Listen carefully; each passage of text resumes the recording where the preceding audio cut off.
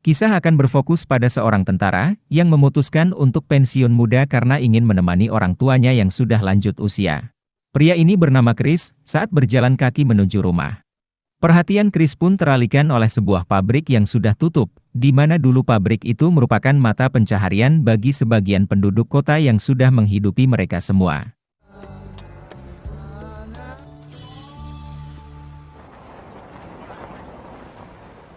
Tak lama muncullah seorang sererif yang mengatakan bahwa pabrik itu sudah tutup sejak 3 tahun lalu. Namun kota kecil ini semakin maju berkat adanya kasino yang dibangun untuk memajukan kota kecil itu sendiri. When the mill close? Around here. It's too bad. No, it's just simple electric tables. Nah, I don't think so. Tiba di rumah, Chris pun langsung disambut oleh saudara perempuannya. Lalu kedua orang tuanya yang sudah sangat sono kepada Chris, karena sudah lama tidak bertemu sejak dirinya bertugas beberapa tahun yang lalu.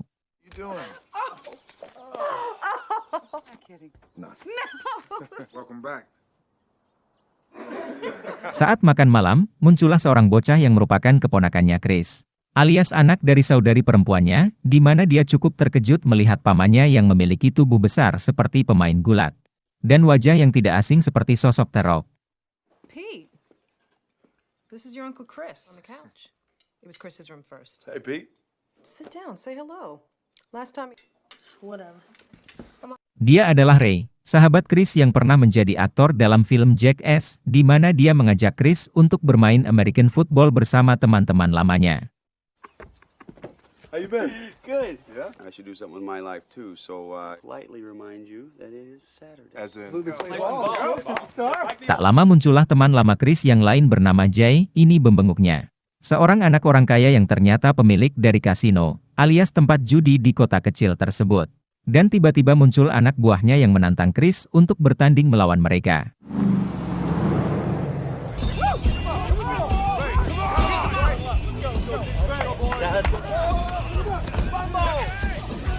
Pertandingan pun berlangsung sengit, di mana Jay dan anak buah bermain cukup kasar, dan agak kurang sportif tapi tidak ada tendangan kungfunya. Sehingga Chris Ray dan teman-temannya cukup kewalahan menghadapi Jay and tegang.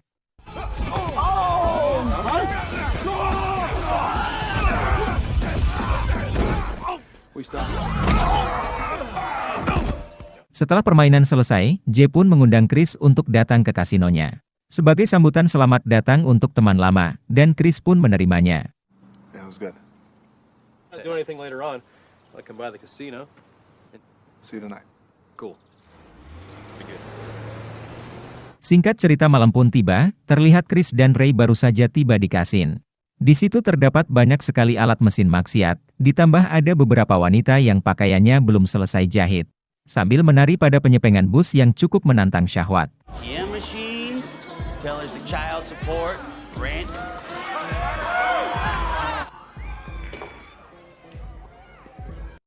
Saat Jay muncul, ia pun mengatakan bahwa dirinya sudah menyiapkan ruangan presiden suite atau kelas VIP khusus untuk Chris dan Ray. Di mana di situ sudah ada wanita cantik yang siap memilihkan lagu dan memencetkan remote untuk mereka berdua.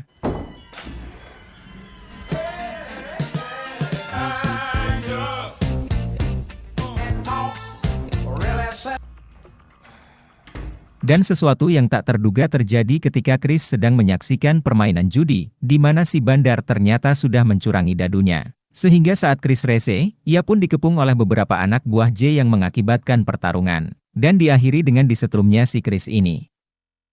Now, why don't you just take care of that bet and then we'll eat it? Sir, it's not your role. Just give me my money. Hey.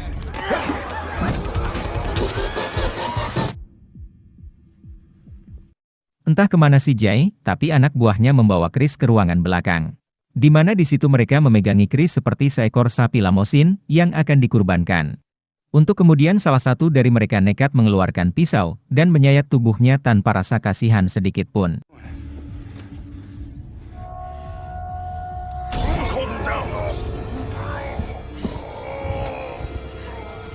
Alhasil Chris pun langsung dilarikan ke rumah sakit, dan harus menjalani pemulihan selama beberapa minggu sampai lukanya benar-benar kering. Dan sebagai tentara pasukan khusus tentu itu bukan hal sulit untuk seorang Chris yang jago ini. they teach you any basic fighting skills in the...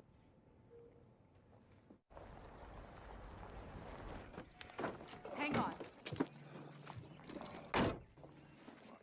Ketika Chris sedang mengangkut papan untuk membuat meja, muncullah CJ yang meminta maaf atas perlakuan anak buahnya yang berlebihan. Di mana dia justru menawari Chris bergabung di kasinonya, dan memberikan uang sebagai ganti rugi atas insiden tersebut. Dan meskipun Chris sudah memaafkannya, dia tidak lantas begitu saja melupakan perlakuan yang telah diperlakukan dan diberikan oleh anak-anak buahnya. And then, I'm sorry. Tore my place apart, and it wasn't easy for me to get my guy. What do you say?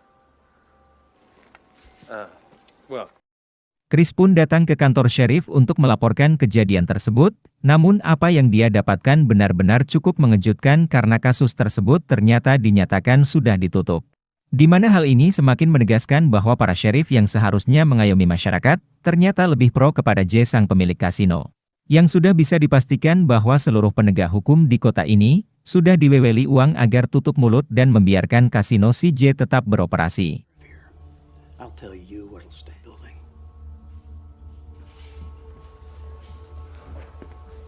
Saat pulang Chris kembali dikejutkan keponakannya yang ditemukan overdosis, akibat obat-obatan terlarang.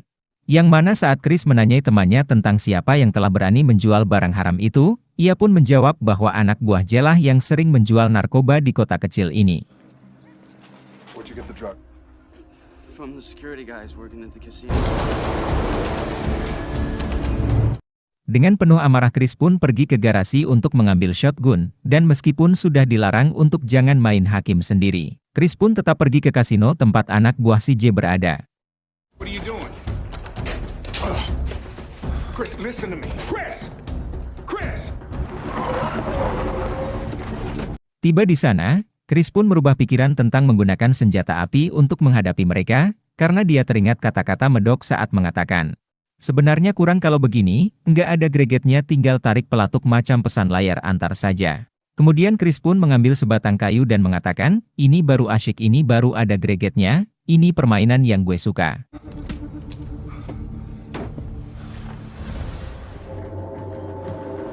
Looking for you. Saat sudah masuk, Chris pun langsung hubak-hababik dan menghancurkan alat mesin judinya. Di mana semua anak buah CJ pun perlahan maju untuk menghadapinya, namun karena sekarang Chris sudah persiapan.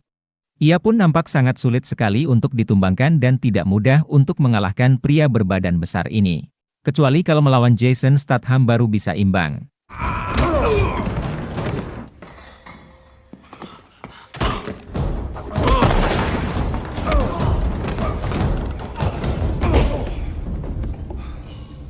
Jay yang kebetulan ada di sana, menyaksikan perusakan itu pun hanya bisa melihat ke arah Chris. Dan mulai saat ini mereka menjadi musuh dan akan bersih tegang untuk kedepannya.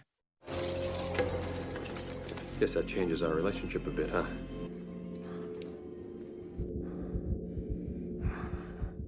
Akibat tindakannya, Chris pun harus dikepung dan ditangkap oleh sheriff.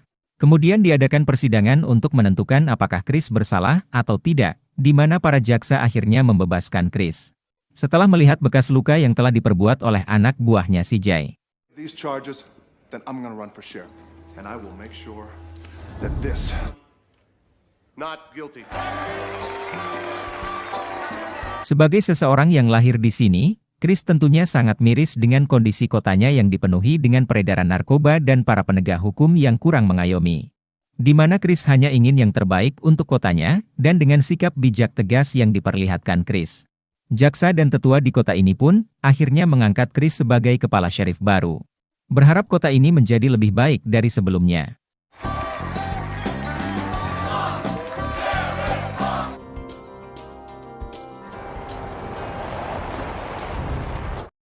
Hari pertama menjadi kepala sheriff, Chris pun langsung memecat semua staf dan sheriff lama yang dianggapnya sebagai penegak hukum kotor dan korup. Untuk kemudian mengangkat Ray menjadi deputinya untuk membantunya dalam mengungkap peredaran narkoba di kota mereka. Morning. No. Crooked cop doing favors for friends. That's how it starts. See, Nick? Tanpa buang waktu mereka berdua langsung menginterogasi beberapa orang yang dicurigai sebagai pengedar. Dan saat informasi mengarah ke anak buah CJ yang sudah melukai tubuh Chris, mereka berdua langsung menangkapnya dan menginterogasinya dengan cara merusak mobil bagusnya. Agar mau buka mulut tentang di mana lokasi sumber narkoba itu disimpan.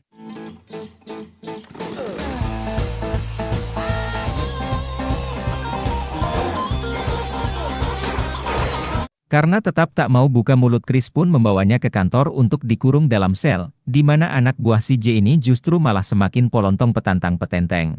Dengan mengatakan bahwa J tidak akan pernah membiarkan hal ini dan mengancam akan terjadi sesuatu jika dirinya terus dikurung di tempat tersebut.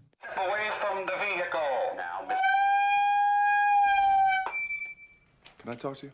I need you to look after my parents' place. Khawatir dengan keselamatan keluarganya, Chris pun mengirim Ray untuk menjaga keluarganya.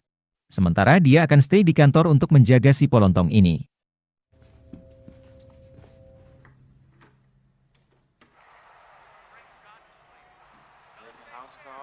Tak lama muncullah seorang wanita bernama Yuli, ini rarainya. Yuli adalah wanita idaman Chris yang sudah lama tidak bertemu, dan maksud kedatangannya adalah untuk mengantarkan rantang edan sebagai rasa perhatiannya kepada si Chris ini. Don't shoot. Hey, I brought you a special treat in a salad. Tak cukup dengan rantang edan, Yuli pun melirik Chris seperti tatapan memancing. Di mana hal tersebut tentu tidak akan menggoyahkan iman seorang Chris, tetapi karena ada tempat dan kesempatan. Yah mau biji mana lagi, Chris pun tergoda dan terhasut rayuan setan.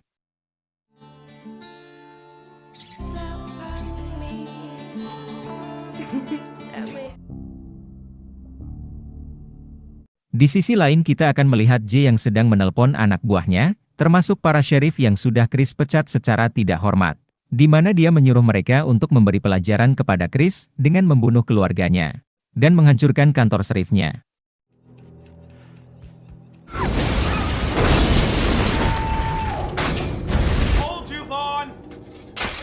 Dan ya, mobil dinas Chris pun meledak.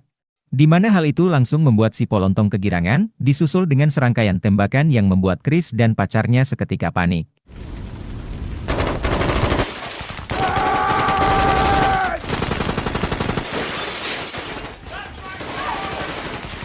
Sementara itu di rumah Chris, Ray dikejutkan dengan kemunculan anak buah si Jay.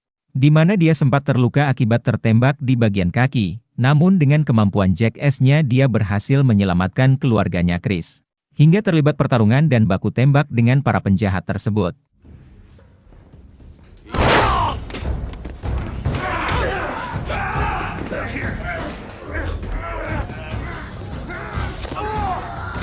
Kembali ke Chris yang masih diberondong puluhan peluru, di mana si polontong akhirnya buka suara tentang pembuatan narkoba itu.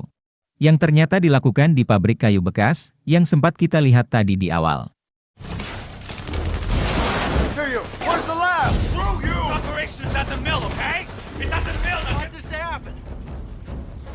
Sialnya si polontong tak sengaja tertembak saat berdiri, untuk kemudian Chris masuk ke dalam bagian bawah kantor.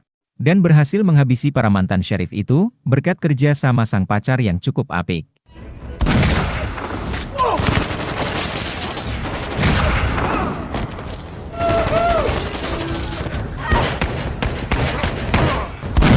Tak ingin membuang waktu, Chris pun langsung pergi ke pabrik sesuai yang dikatakan si polontong. Di mana di situ sudah ada si Jay yang berhasil menjebak Chris untuk jatuh ke dalam liang kasir. Di mana Chris berhasil membawa si Jay untuk ikut terjatuh dengannya.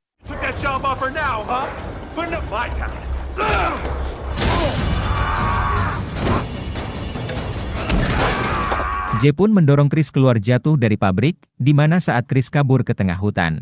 Si J pun mengikutinya dan saat mereka berdua bertemu, disinilah pertarungan final terjadi.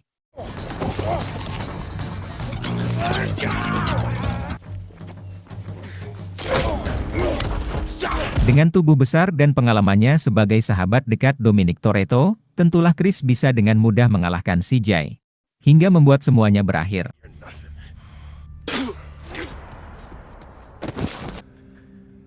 this is my time. Setelah kasino CJ ditutup untuk selamanya, kota ini pun kembali menjadi aman, tentram dan loh jinawi.